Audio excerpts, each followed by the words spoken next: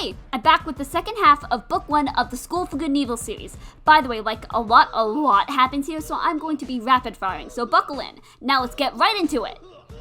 So after the big fight, Agatha is sent to be locked in her room, and Sophie is sent to the doom room, aka where evil students get tortured. Oh no. So Sophie is dragged there and sees the torturer, who has evil red eyes, a ripped body, and the head of a wolf. Okay then, who left their Furiosi here. He's like, you're hereby convicted of lying, attempted murder of a faculty member, what? Causing riots, harassment of other students, and crimes against humanity. Not guilty. Guilty. He grabs an axe, lifts it into the air, Sophie freaks, and then he just cuts her hair. Sophie breaks down since, yeah, her beauty matters a fuck ton to her.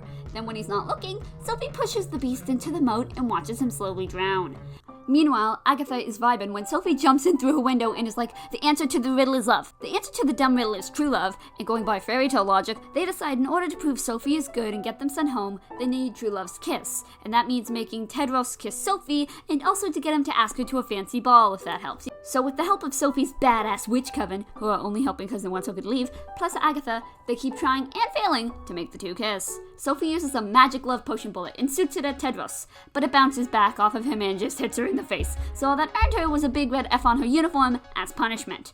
Then Agatha's like, just show him who you truly are, instead of trying to shoot him with love potions. Turns out Sophie's idea of showing who she truly is apparently to dress in clothes you shouldn't wear in the cold, aka Sophie refashions her uniform to be a lot more revealing in order to try and get Tedros' attention. Let's fucking move on, please, this is so weird. But that's not really working, so then, in a stroke of genius, Sophie becomes her school's skincare with harem / self-care / beauty expert and starts teaching hordes of students about self-care, skincare, and style and all that good shit during lunchtime, regardless of anyone's school. This convinces Tedros that Sophie is a good person, and they become closer, and everything is looking up! Her lectures are called things like malevolent makeovers, beetroot for blemish banishment, and also one called abandon all ye clumps, and then a bunch of people just started burning their clump shoes. Oh yeah, around this time, in class, they all get their magic unlocked, so they can all do spells and learn all magic and type of stuff. But because of all her work and effort in her beauty classes, Sophie has the worst marks in the whole evil school, so she's doing bad in like actual classes. People stop showing up to her beauty classes because of her low marks, and people start calling her stupid and stuff. So Agatha starts tutoring Sophie during the nighttime, but it makes her fall asleep in class, though her grades are getting better. No one's gonna listen to you when you're ranked lower than Hort. Well, when I'm ranked number 1, you'll ask me to forgive you. You get to number 1 and I'll ask you anything you want. You don't say. Now, the plan is for Sophie to become the number 1 student in the evil school, so Sophie can get Tedros to ask her to the winter ball, where they'd hopefully kiss, and if they kiss, Agatha and Sophie can magically go home. So Agatha devises a plan. Hey teacher, I'm feeling sick. So Aganthia is quarantined in her room with no supervision. Thus, with magic, she turns herself into a cockroach, who goes with Sophie to all of her classes, whispering answers into Sophie's ear from her shoulder. Thanks to Agatha doing basically all the work, Sophie's grades skyrocket, but Hester's like, I'm on to you. You don't know anything about evil shit. How the hell are you doing so well? You know, hard work. Because her grades are up, people start going to her beauty classes again, and she's more popular than ever. And soon, she reached number 1 ranked in the evil school. And then she finds a note from Tedros asking her to meet up with him at midnight. This is a part of the story I like to call, What Does the Fox Say? So the guards won't bother them. Sophie and Tedros meet up magically disguised as foxes. The book describes Sophie's fox as a ravishing plush pink fox with bewitching green eyes and succulent red lips. What? They're foxes! And they describe Tedros' fox as having his tight muscles and his half-cocked grin. Then Tedros is like, you are good. I see it in your heart. You being in the evil school must have been a mistake. Of course I'm good. You know no one will accept you as my girlfriend because they all think you're evil. Sure. Want a kiss? Sure. But then Sophie's like, I don't want to kiss you right now. And he's like, oh, okay. See you later. Sophie, what the heck? It turns out Sophie has no intention of kissing him ever because she has no intention of ever going home. She wants to be his princess and marry him and become the future queen and stuff. The next day, Agatha is still betrayed as fuck and mad, while Sophie and Tedros are all happy and stuff being a couple. And everyone is like, a prince and a witch? This is crazy! Tedros promises to take Sophie to the ball, and now she is very happy. Now, an event is gonna happen at the school, the trial by tale. Basically, 30 students are locked in the forest at night, no teachers allowed, and the goal is to make everyone else forfeit or get kicked out. Last person standing wins. There's also a bunch of traps and monsters in there. Hey, are we gonna die? No one has ever died in the trial by tale. What about Garrick? It's safe. Look, if you're a coward, you can forfeit and be teleported out of there, so no one dies. hopefully. They announce who will be participating in the trial by tale. Along with a handful of other students, Tedros and Sophie are going in, which means they'll have to fight each other. And Sophie's like, oh no, oh no, oh no, oh no, oh no. And Tedros is like, nah, it's okay. I'll protect you the entire time, and then we'll win together, and then they'll have to put you in the good school. Yay. Shortly, Sophie's roommates kick her out, cause she's dating an Ever. My roommates wanna kill me! That's the spirit! So basically, for dating an Ever, all the other Nevers plan to straight up murder Sophie in the trial by tale, and the teachers know, but don't do anything due to reasons. Sophie begs Agatha for help to survive the trial by tale, and Agatha agrees to help her. Then the night of the trial is here. The trial begins. Agatha sneaks in, guides Sophie to safety. On the way, Sophie nearly dies like 100 times, but Aganthea and her turn into blue pine shrubs to hide in plain sight for the rest of the trial, because no one will suspect a thing. After hours of staying in the same place, Sophie and Aganthea see Tedros. He's like nearly dead. Agatha is like, quick, go to him, help him, Sophie, do something. No. Someone throws a knife at Tedros, and Aganthea stops it. Tedros is like, Sophie, you're here, you guys are here, why didn't you help me? Awkward. The trial ends, everyone runs in and is like, isn't it great Sophie and Tedros are dating? But then they see the two mad as hell and they're just like, okay, never mind, sorry. After the trial, Sophie is super sad, staying in bed and not moving for days. And while Agatha is comforting her, Sophie snaps and tells Agatha to screw off. Hort shows Sophie something. There is a wall shrine dedicated to her, where everyone is praising her and left her flowers and gifts, hailing her as the new queen of evil. Everyone thinks she only dated Tedros to win the trial and are saying she's a manipulative genius. She decides to take on this new evil mantra to get revenge on Tedros.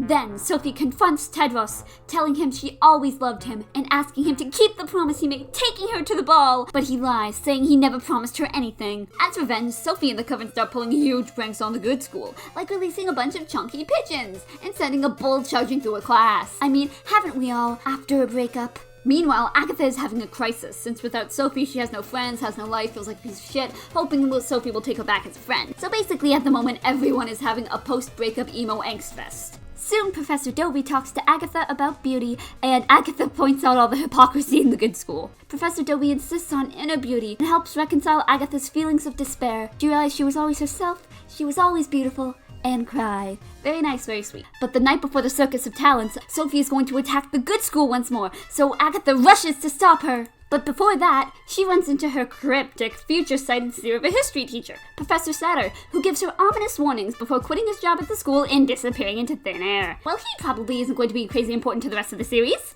Agatha finds Sophie getting ready to stage an attack. Then she tackles Sophie into the moat. They're both holding on to each other, trying not to drown, when the schoolmaster shows up for some reason and tosses them outside of the schools. I don't know. Anyway, Agatha is like half dead at this point before Tedros comes to save her. How'd he get here? Not important. Sophie begs for Tedros' forgiveness. He begrudgingly agrees before immediately running away with Aganthea yelling at Sophie to stay away from them. Agatha is like, dude, what the fuck are you doing? And then Sophie yells something horrible that makes everyone stop dead. Agatha and Tedros are then flown away by the fairies as they realize they were in the right school all along. Agatha is good, and Sophie is evil. But who cares, since now it's time for the Circus of Talents, where students from each school take turns trying to one-up each other in a magical talent show. Everyone is in the magnificent theater, and then Agatha shows up looking as beautiful as a queen. The Circus of Talents begins. Raven grows 10 heads and breathes fire. Hort turns into a freaking man-wolf on stage. Then Agatha goes and reveals that all the fairies and wolves who work in the school are actually students who failed in the past and were forced to be slaves here. Oh god, that is not good. Then Sophie shows up to go against Tedros for the final round, and also she's bald now since evil or something. Tedros asks Aganthea to the ball with him, and she says yes. Sophie then starts screaming so loud it summons ravens that kill all the fairies and the wolves, oh geez, and the circus crown falls on her, declaring her the winner, cause that's a good talent, I guess. And then there's more stuff, like half the good school is destroyed and everyone is half dead or hanging off a cliff for their dear lives. Schools are destroyed, no one knows what to do, the teachers are gone, everyone is kind of freaking out. Yeah, not having a good time.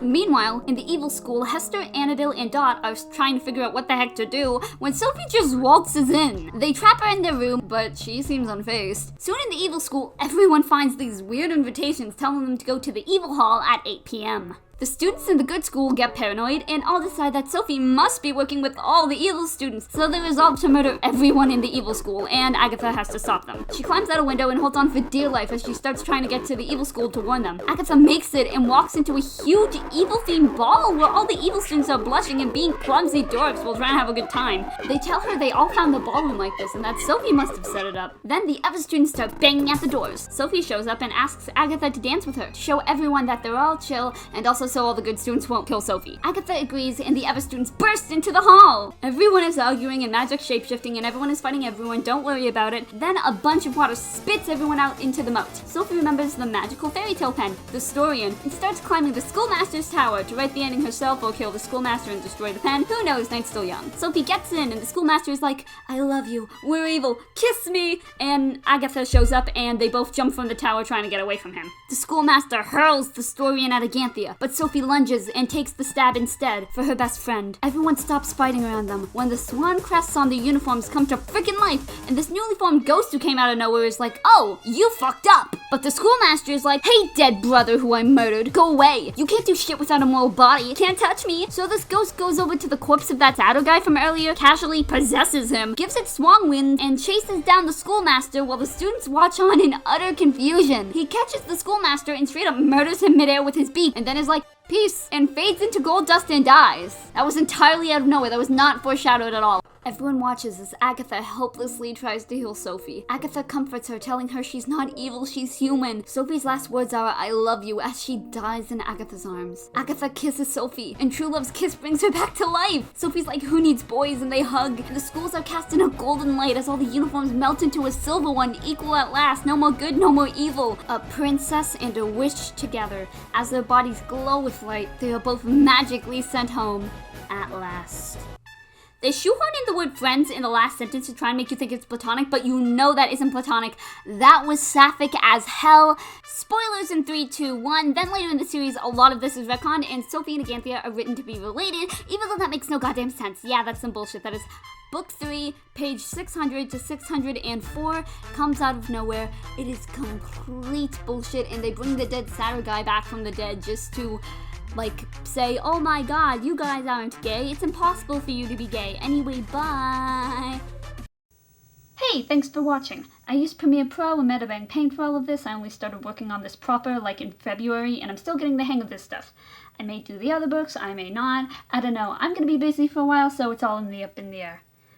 This book is quite something, isn't it? This book series is, quite something. But yeah, for the last time, thank you for watching. Yay! Didn't take a full year. This video didn't take a full year. I didn't break my promise. I got it. I'm recording this at 11 p.m. at night, but I got it. Didn't take a full year.